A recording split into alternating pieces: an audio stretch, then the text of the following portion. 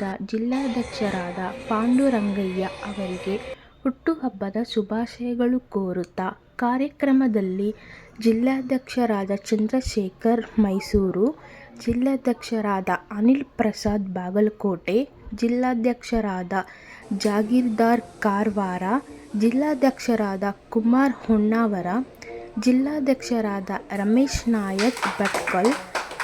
ಜಿಲ್ಲಾಧ್ಯಕ್ಷರಾದ ಕಬೀರ್ ಮಂಗಳೂರು, ಜಿಲ್ಲಾಧ್ಯಕ್ಷರಾದ ಪುಟ್ಟನಾಯಕ್ ಮತ್ತು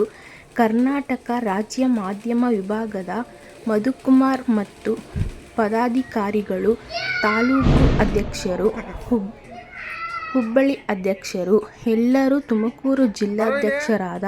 ಪಾಂಡುರಂಗಯ್ಯ ಅವರಿಗೆ ಹುಟ್ಟುಹಬ್ಬದ ಶುಭಾಶಯಗಳು ಕೋರುತ್ತಿದ್ದಾರೆ ಮತ್ತು ಹೆಚ್ಚಿನ ರೀತಿ ಸಂಘಟನೆಗೆ 16 ವರ್ಷಗಳಿಂದ